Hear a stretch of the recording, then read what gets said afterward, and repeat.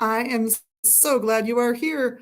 I'm Liz from Megas Books and Herbs, and it is a live Wednesday with special guest Raven Digitalis. He will be appearing shortly. But first, yes, first, let's do what is she drinking, what is she wearing game, shall we? Well, today I'm turning my brain on. I've got some Bacopa in here. I've got some burdock, still a little bit of dry spot on my thumb there. Although the eczema went away. Yay! And a few other goodies are in here. Little ashwagandha. Deliciousness. Oh, and some chrysanthemum as well. And what am I wearing? Well, look at my fabulous jewelry other than my wedding rings. So I've got a couple of amethysts. This one's just a cabochon, and this one's a faceted. I've got that beautiful sterling silver lotus in there, and I've got gorgeous apatite. Just look at that beauty. These are all from Tracy's Treasures, and I have some other jewelry we just got in to show you guys real quick for what's cool and new in a few minutes. But let's go to what is happening around here. Take you through the first few weeks of the month just to let you know what fun you can have when you come in. So on this Saturday, March 7th, the Alliance Coven will be here. They will be doing their Dedicants class. So it's not the Seekers class. It's not the 101. It's kind of the 102 or the 101B. But if you want to just meet them and get a feel for them, and you're here when we start and the start of our day here at noon, or if you're here when they're finishing up like 2:30, you might get to meet some folks who are doing some training in the Twin Cities. If you're looking for a group you want to check out, they're a potential group for you to come and check out. There are 3 meeting here now, and I'm going to cover all 3 in this few weeks of scheduling. Later on that same Saturday, March 7th, 2026, just in case you're seeing this 5 years from now, is Eshu's American Hoodoo and Folk Magic class. That's at 3 o'clock. Now, the Dedicants class, that's entirely free to those people who are qualified to attend. The American Hoodoo and Folk Magic class is a by donation class, and he's got his whole class planned out. So if you want to check out the class, go to our website, go to megasbooks.com, click on events, and find that American Hoodoo class. And the second paragraph is the current class that he's going to be offering this month. It should be an amazing expansion on what he started last month. And you don't have to have attended that one to attend this one. On Sunday the 8th, at 10 o'clock for 1 hour before we open, it looks like we're going to be doing our British traditional class. And at 3:30, Nancy Antonucci's Tarot Lab. The 10 o'clock class, completely free. Nancy Antonucci's Tarot Lab is a by donation class. Fantastic class. Of course, Herbs 1 and Herbs 3 are running right now, but we're way into them, and it would be super confusing for anybody to join in. So if you're interested in starting your herbal journey, by all means, come and check out the enrollment for the fall. If those classes are not up now, we'll be putting them up soon, but it should be fun. Probably going to be on Wednesday evenings, unless I get a lot of people telling me they want to do 9 once a month all-day seminars, which is the other way I've taught the class. But at this point, probably Wednesday nights for the next Herb 1. Saturday the 14th, Journey into Magical Practice. This is a fantastic free event. It's another one of these like the Alliance Coven. This is their 101 class. This is their beginning training class. They have all kinds of questions they answer about practices, about divination techniques, all kinds of wonderful things they do. What they do in this portion when they're here live is the ritual portion of the Journey into Magical Practice series. The rest of their classes are online. So they're here about once a month for the next few months, putting on the most amazing rituals, the stage setting for these rituals, the accoutrements. It takes them an hour or 2 to set up. It takes them an hour or 2 to tear down. If you have not seen one of these rituals, totally recommend. The rituals themselves, I believe, start at 2 in the afternoon, but they're here from noon. If you want to just come and meet them and hang out and maybe help them set up, if they're willing to let you, that would be great.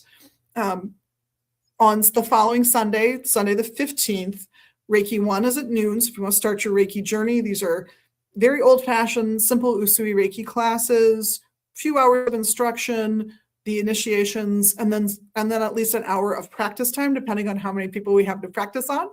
The class always varies in length because the initiations are done the old-fashioned way, which means one-on-one while everyone else meditates. but it's always fun to do the Reiki. An excuse to do a moving meditation all day? Oh no, we're happy with it. And later on in that day, at 4 p.m., the Chronic Illness Support Group is meeting. This is led by a wonderful woman who went through cancer herself. And she really didn't find spiritual resources that were readily available for her in the hospital, in the clinics that she attended. The chaplains didn't really have a grasp on her spirituality. You'll find her book on her experiences and the way she worked through them and the resources she recommends if you're going through chronic illness in our Pagan, Wiccan, Witchcraft book section. Jessica Settergren is her name. She's fantastic. And that grief support group that chronic illness support group is really worth attending if you are going through it, whether you have cancer like she did, and frankly, the recovery from cancer is a whole other world, or you're dealing with rheumatoid arthritis or lupus or any of the other chronic diseases that are out there. Just, maybe you really injured yourself at one point and so you're in chronic pain. This is the support group for you. Come check it out, 4 o'clock, Sunday the 15th. And of course, my last one, I'm just going to stop here because it's the big one, Paganicon. The 20th through the 22nd of this month, we'll be there. I'll be tabling. I might poke my head in to one of our founders' lectures. Roger's the keynote speaker this year, so we're looking forward to a fantastic year. He even put off his trip to Greece this year. Bless him. One more note, I always put it on the end of this one, is where to park when you come here. We have free on-street parking, which is fantastic, but if it fills up, because sometimes it does, there is a church 1 block south of us and 1/2 block west of us called St. Clement's Catholic Church. Patron saint of sailors, by the way, and stonecutters. But we've spoken with them, as have many of the local businesses, and they are very happy to allow folks to park in their parking lot. And right now that is a free parking lot. We are exploring options to help them maintain it. So it may become a paid parking lot by sometime this spring or early summer. Still going to be a good deal if you can't find anywhere else to park, though. So St. Clement Church, 1 block south, 1/2 a block west on Lowry. And you're naturally going to park really far away from the church because we're to the north and the church is on the south end of the block. The parishioners are naturally going to park at the south. I've never seen a conflict, honestly. So recommend them. Now, if you're looking for readers, I got a cruise and hurry up. If you're looking for readers, we've got a great crew of readers right now. We have Margaret, Eshu, Morpheus, Ravenwolf, and probably Daryl. Morpheus is only here for part of 1 day a week doing dream interpretation, but he's very, very, very good. So if you're puzzling over some symbolism, maybe what you've read online or read in a book doesn't match what you're going through, he will have some really good insights for you just because you guys chatted about things. Very intuitive dream interpreter, really good. That's Morpheus. Probably Daryl is here 3 days a week reading from his personally designed oracle deck. Even if you don't get a reading, come get a tour of the deck. It's a fantastic deck. He's here Mondays, noon to 2, right before Morpheus does dream interpretation. Tuesdays, 3 to 6, and Fridays, 4 to 6. Great guy, great reader. Did a better reading on me than he even knew. It was fantastic. We've also got Ravenwolf, fabulous tarot reader. He's in Tuesdays, Thursdays, and Fridays. So Tuesdays, he's here noon to 3. Thursdays, 3 to 6, the other half of the day. And on Fridays, what are those hours? 1 to 4. Great reader, wonderful time. And then Wes Eshu is in doing palm readings and tarot readings, your choice. He's here all day on Sundays, noon to 6. He's here the same on Wednesdays. He shares the day with Ravenwolf on Thursdays, so he's only here from noon to 3. And he shares Saturdays with the adorable and wonderful Margaret. He is here from noon to 3 for the first half of the day, and Margaret, an outstanding tarot reader, is in from 3 to 6. And if, by the way, you want to book somebody for a party, give us a call, let us know. We're happy to pass that information on to the readers and let them book with you. And that happens regularly, so not frequently, but regularly. Now, for cool stuff, I got a couple things I want to show you and something I want to warn you about. So we just got in these adorable sterling silver Bridget's crosses and this one and only one, that's not how many I ordered, but one triple moon with a pentacle in the middle in sterling.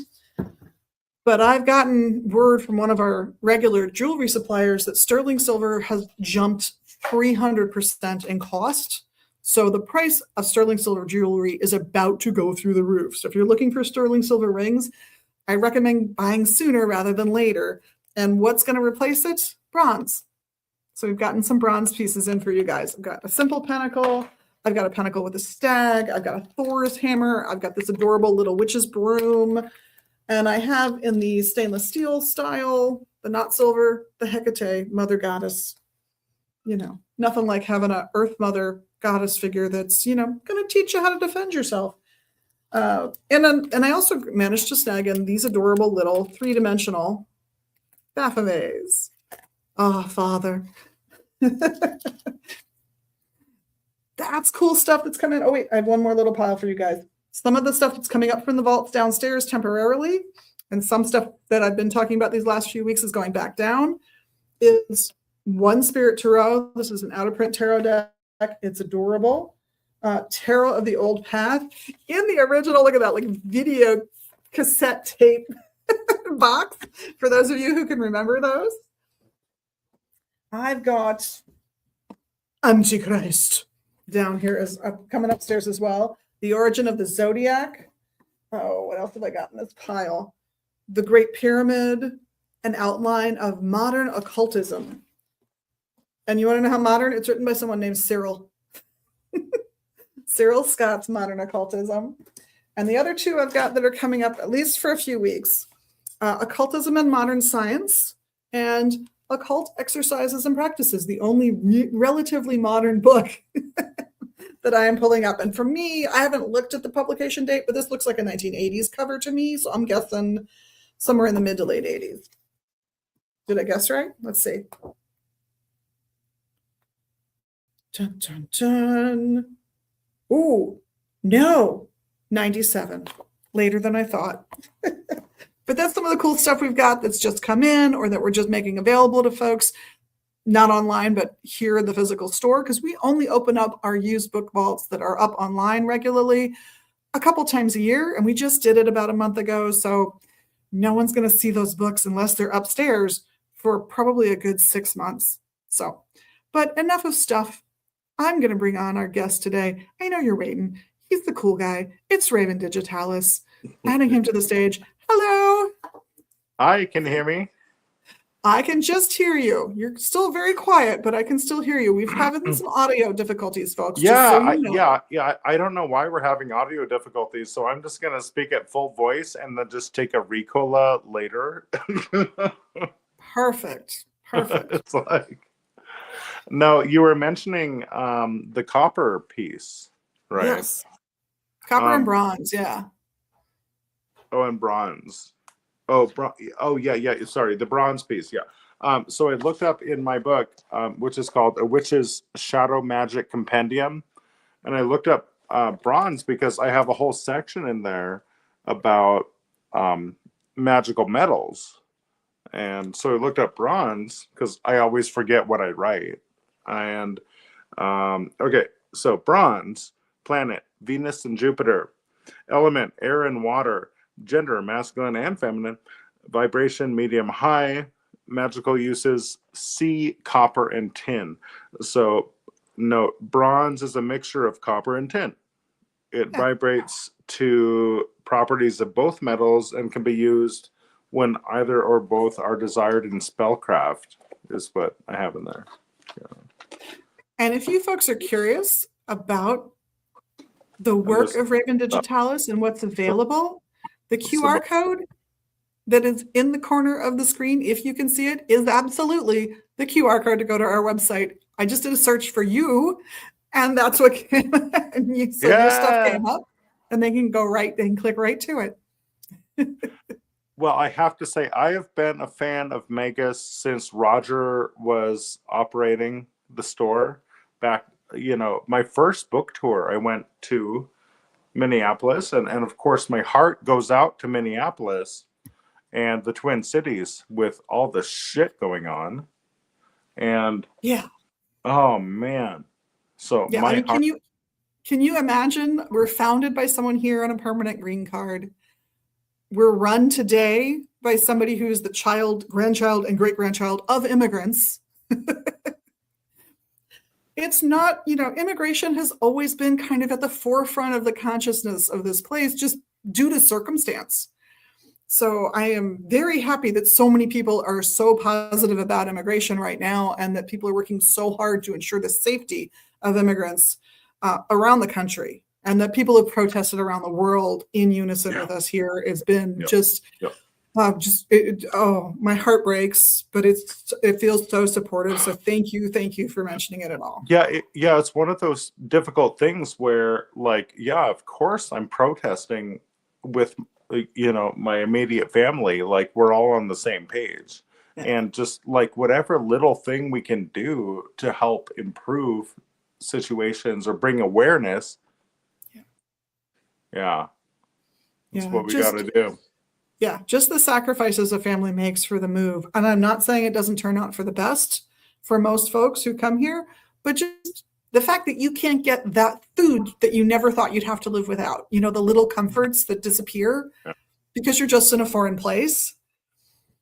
It's those little sacrifices, even if your immigration was relatively easy and relatively simple. Now, if you're coming from a place where you were politically tortured, great, I am so happy you're here. But and the fact that you bring with you all of this family, that all of these people enter society. I know I've gone on and on about this. My grandparents made the decision to follow my great grandfather because discrimination and poverty is a thing around the world, abandoned his kids. And that decision by my grandparents, that's given this country about 24 so far productive, tax-paying, investing adults over the years. And every immigration story sounds like this one. So anyway, sorry, soapboxing a little bit about what makes a country great, immigration. No, it does. Anyway. It's so true. Like, diversity is number frickin' one.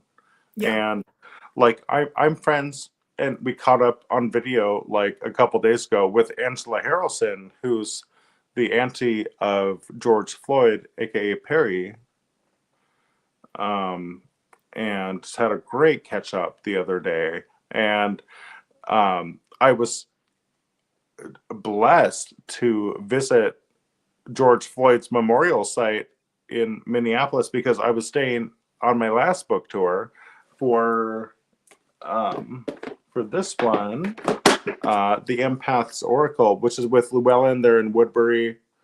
So on that book tour, I was blessed to stay with my good friend Dusty, and they brought me to the memorial site. And I was crying. I was offering tobacco. Like, I was doing all these things, offering incense. And then his auntie, Angela, was like, she was there, and she's like, "Oh, I just love you." And so we just have been connected ever since. Like, we traded books, and like, and that kind of, it's just another level of community, right? Exactly. Yeah. And the number of people who came out to help with all of that, to clean up the area, was phenomenal. People came from all over, and it was a real, moment, I think, for people to acknowledge that, this kind of discrimination still exists, this kind of behavior still exists, and it still needs to be recorded so it can be stamped out.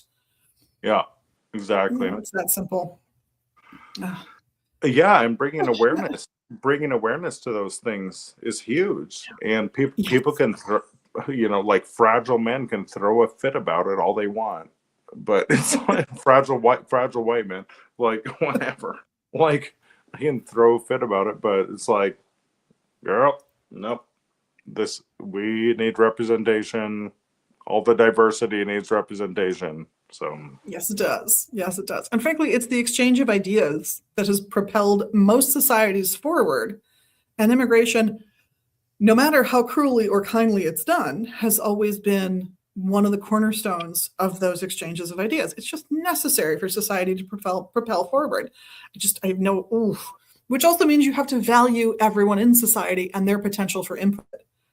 Yeah, Yep. So Yep. you got to treat everybody That's decently. evolution. It's Yeah, evolution.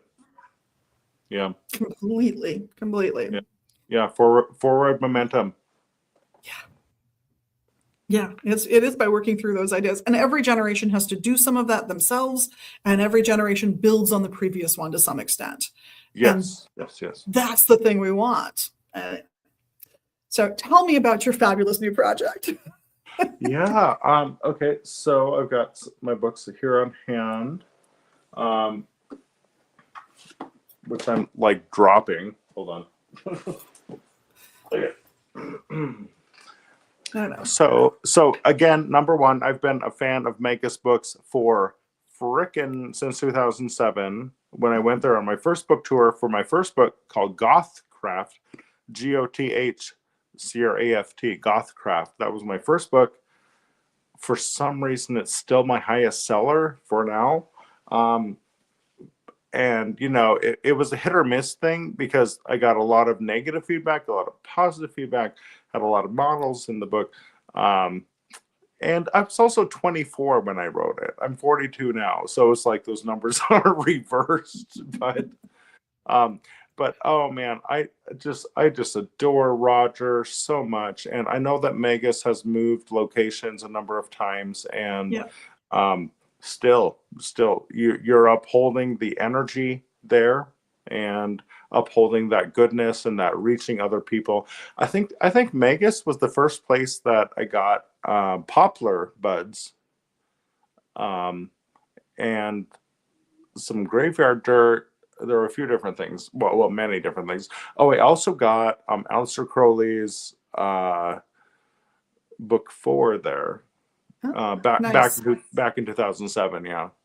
Yeah, we got a copy on the shelf right now, I believe. Yeah. Got to have the classics. Yep, Yes. Exactly. exactly. No, I remember Yeah. you coming in for that book signing. You were fantastic at Oh, that book signing. you remember that? Oh Oh, yeah. that's so cool. Great. Thanks.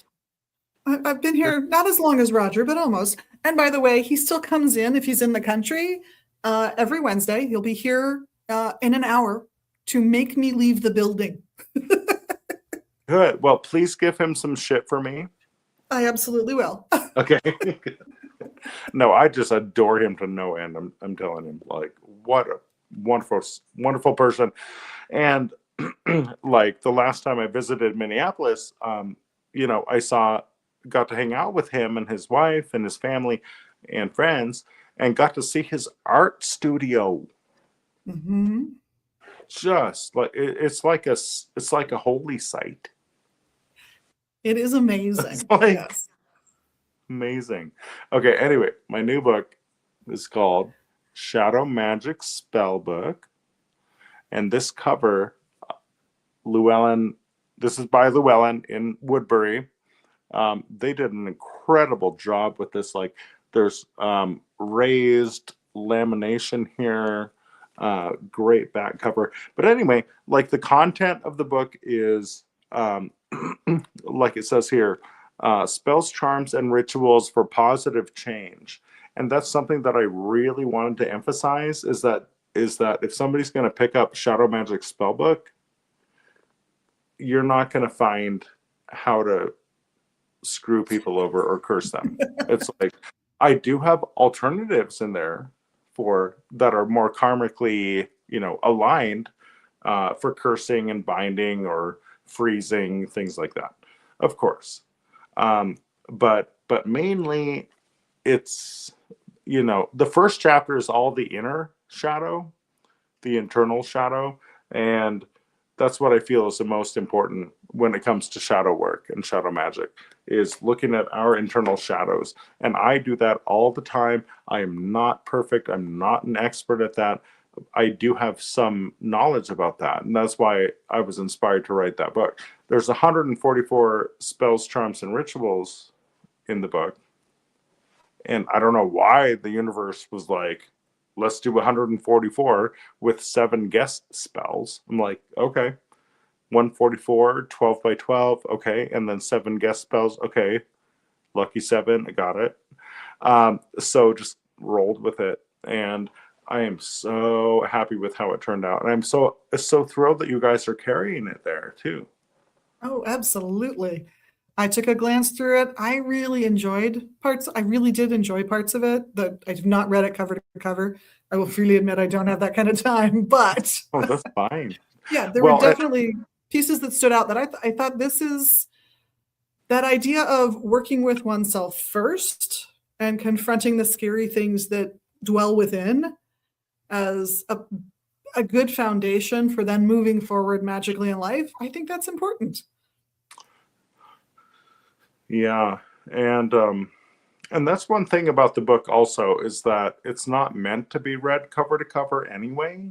It's Yeah. like we don't need all those spells and rituals. Like, so my first spell book that I did is called Planetary Spells and Rituals. I told you I have all my Yep. books on.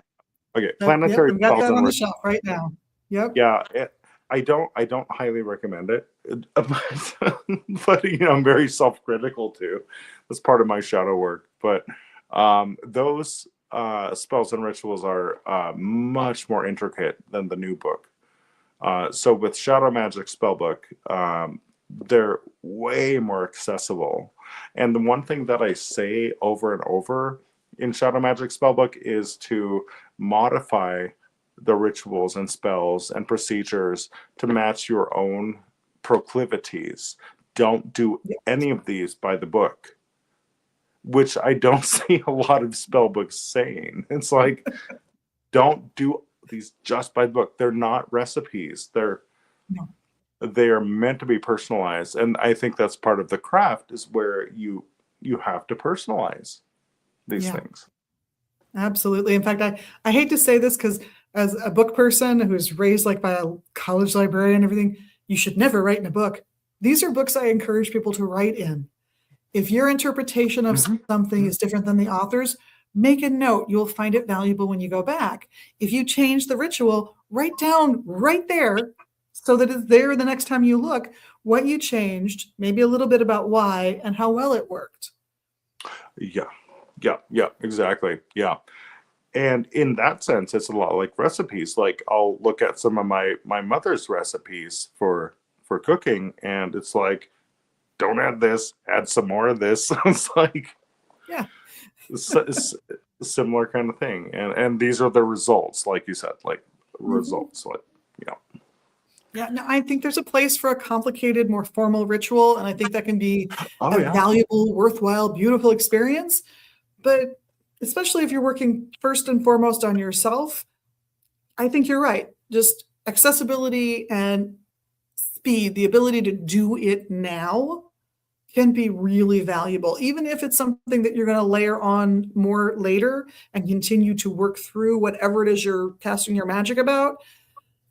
I still think at least let's get it started, right? exactly, yeah, and that's why I chose for um, again the new book um, to begin with internal shadow spells, the inner work, Yeah. and what we're doing with it, like the Jungian sense of shadow, things that have been repressed. There's trauma work in there, all these things. There's four chapters in the book, and I don't know what is up with this 12, 12, 12, 12 thing, because there's four chapters with three subsections each, which equals 12. And there's 144 spells entirely. I'm like, why can't you give me the witch's number of 13, universe? But I'm like, okay, I'll The just the surrender to it. 13th, the 13th is the person who's reading the book.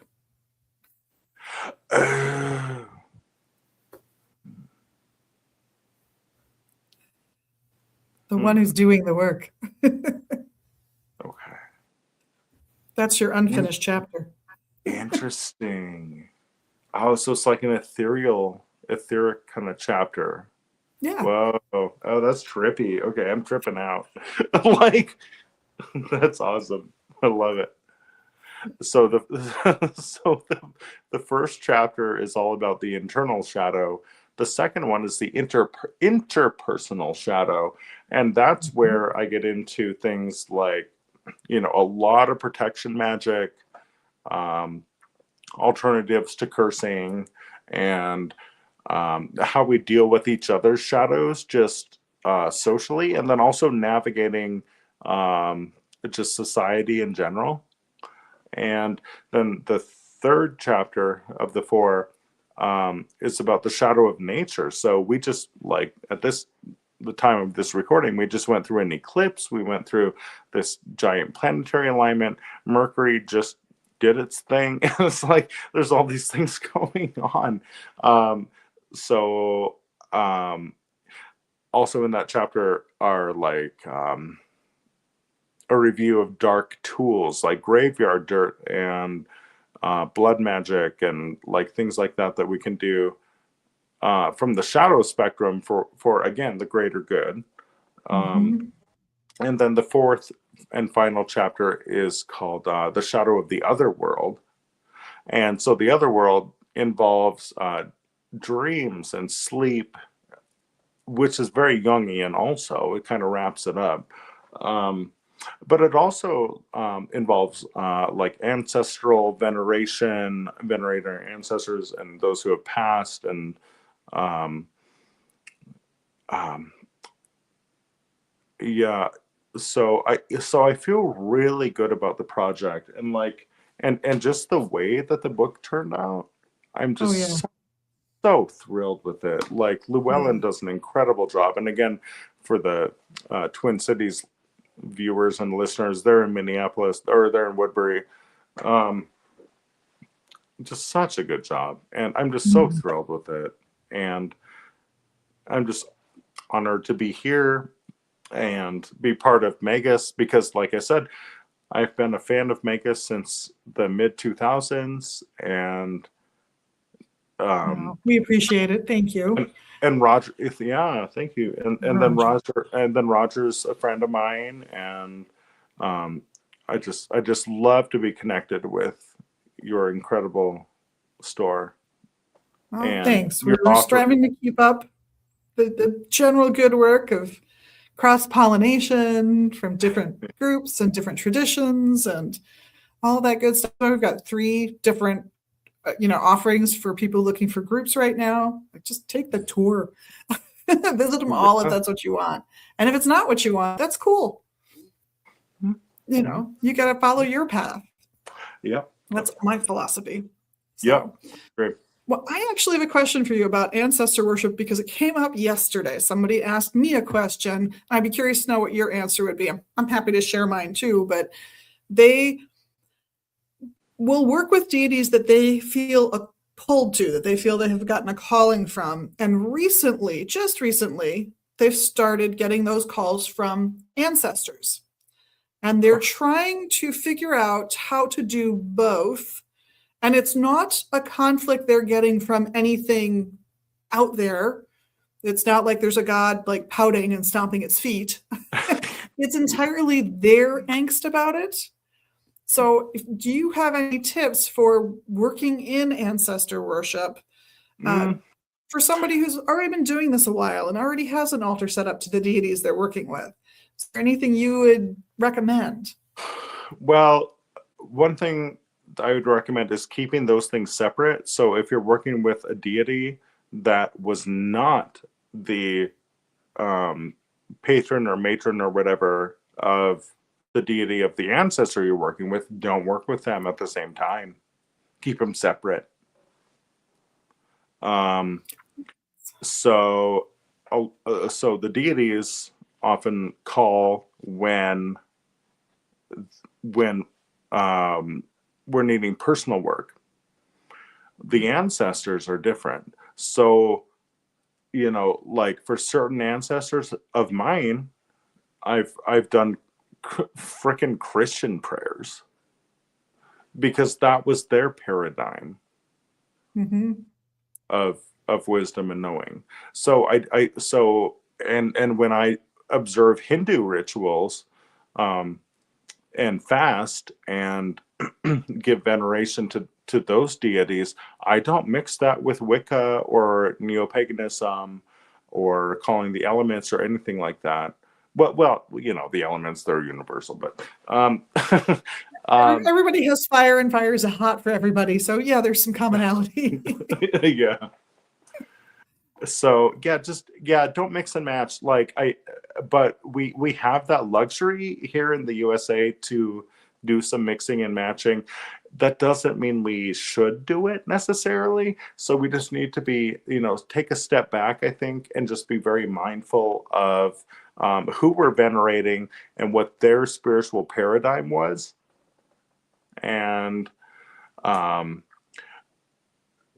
that helps us venerate the deities better also. Yeah, I would agree. Because I know when I spoke with this person, I talked about maybe setting up a separate altar separate, yeah. to kind of get things, cozy, but not so they're not playing with everybody all at once. And I don't think that was their aim, which I was happy to hear. But yeah, it is interesting that these ancestors for this person came in only after they started getting drawn toward more ceremonialist practices, which seems to be on the rise a little bit right now. And I'm fascinated by this because it puts you, as soon as you dip your toe into ceremonial magic, it puts you just a little bit into biblical thinking because that's the backbone of it.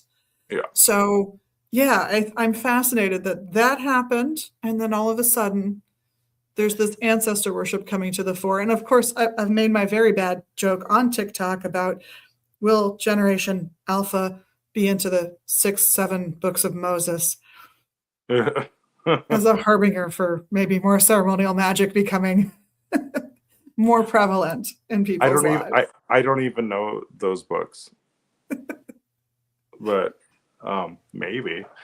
Maybe. I don't know. Just like, I don't know. I feel like the newer generation it's just because of AI and all these things, they can see through the shit so much easier. Yep. And so they're like, this sounds like mythology, not reality. But mythology is realistic because, they're allegories and these things. Yep.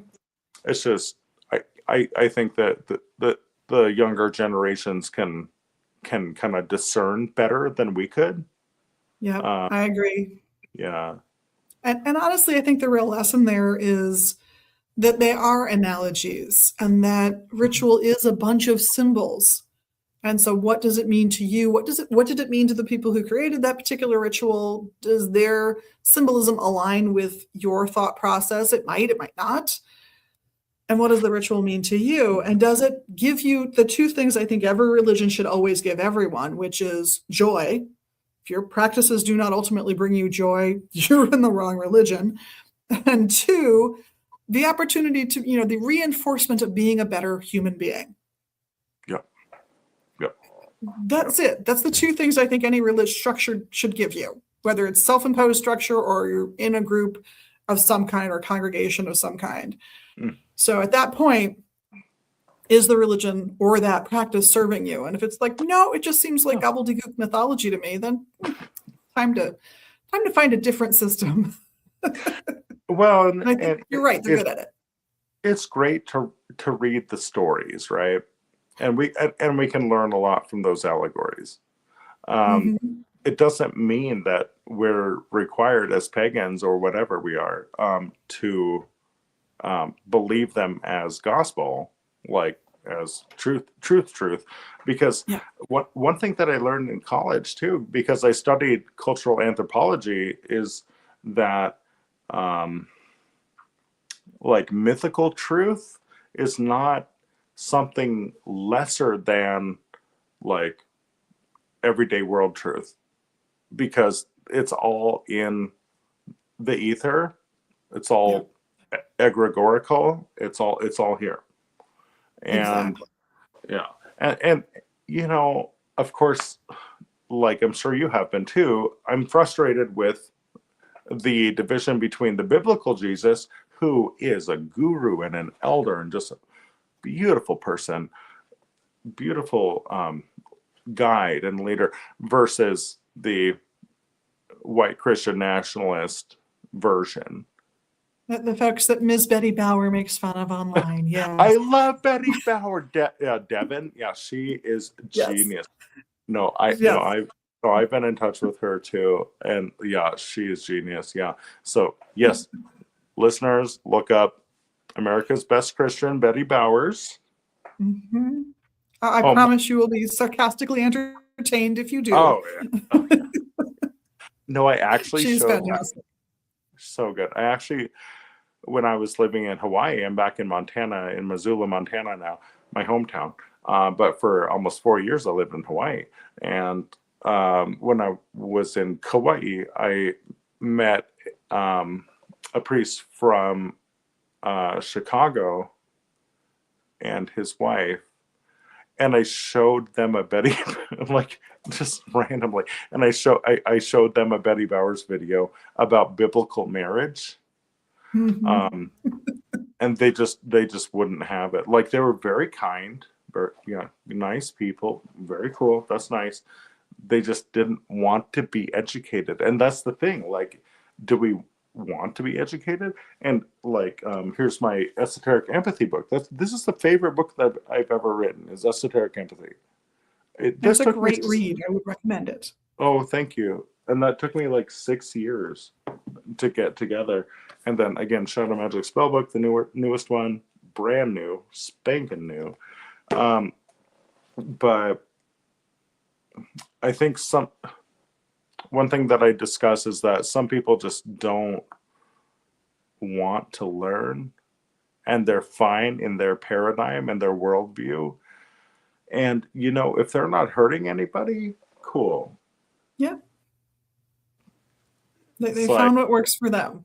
yeah, and that's their journey. Yeah. Yeah. I'm the kind of person who always goes, look, there's another mountain. I'm going to I climb that know. intellectual mountain next. But that's me. And you don't have to do that if it's not who you are. In Right. any event, we are over time because I'm bad at that. I always go over just a little bit with folks. This has been fantastic. Thank you so Thank you. much. And It's been one a more. great conversation. This is my assistant and familiar cat skills. This is Cat's. Gorgeous cat. Aw. Yeah. So he's reluctantly going to the vet today to get his nails clipped. Ooh. I'm sure you have treats. I'm sure you have compensation. We do, yeah. Oh yeah, we got him. And please say Well, hello. Please say hello to Roger for me and for everybody over at Megas. Yeah, you guys, whoever's listening or watching, please just continue to support Megas.